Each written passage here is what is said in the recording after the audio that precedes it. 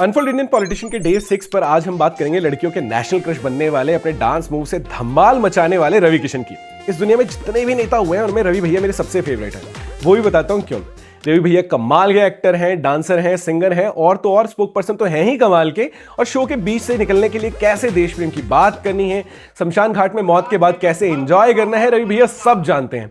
सोचिए, यहां पर आपकी मृत्यु होगी तो डायरेक्ट स्वर्ग में जाओगे। यहां जब आप जलाए जाओगे कितना आनंद आएगा यहां जलने में। अत्याधुनिक है एकदम और इलेक्ट्रिक वाला है तो फुकाई में टाइम ना लगी,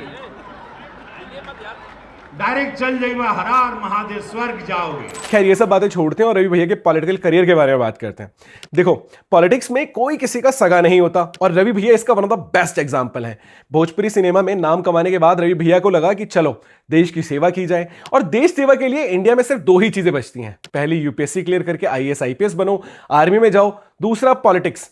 रवि भैया चाहते तो आराम से पहले ही अटेम्प्ट में यूपीएससी क्लियर कर सकते थे, पर थोड़ी सी एज ज्यादा हो गई तो रवि भैया ने दूसरा रास्ता चुना और वो था राजनीति का रास्ता। 2014 में देश सेवा के जज्बे के साथ रवि भैया ने कांग्रेस ज्वाइन की और जौनपुर से चुनाव लड़ा।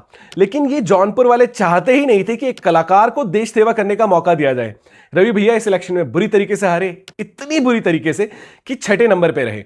पर रवि भैया ने हौसला नहीं खोया। उन्होंने सोचा देश सेवा पार्टी देखकर थोड़ी होती है, इसलिए उन्होंने 2017 में बीजेपी ज्वाइन की। यहीं से उनके पॉलिटिकल करियर का दूसरा चैप्टर शुरू हुआ। 2019 से गोरखपुर से चुनाव जीते और सीधे लोकसभा पहुंचे। अब देखो, रवि भैया कितने अच्छे इंसान हैं वो तो अपन नहीं जानते क्योंकि अपन उनसे मिले नहीं है, लेकिन कलाकार के तौर पर यह बंदा बड़ा एंटरटेनिंग है। वाह, बहुत सुंदर है वे। और सांसद के तौर पर भी कम से कम पार्लियामेंट में दिखाई तो देता है कि उनकी अटेंडेंस लगभग 69% रही। डिबेट में हिस्सा लिया, भोजपुरी भाषा और पूर्वांचल में फिल्म सिटी जैसे मुद्दे उठाए। अब लोकल मुद्दों के बारे में तो गोरखपुर वाले ही बता सकते हैं कि जमीन पर रवि भैया ने कैसा काम किया है, कितना काम किया है। लेकिन ये तो है कि जीतने के बाद जहां सेलिब्रिटी नेता 5 साल गायब हो जाते हैं, एटलीस्ट वो पार्लियामेंट तो पहुंचे, बात तो की। हाँ, वो बात अलग है कि उनके बयान कई बार मीम की तरह बन जाते हैं, शमशान में एंजॉय, कभी गोबर वाला लॉजिक।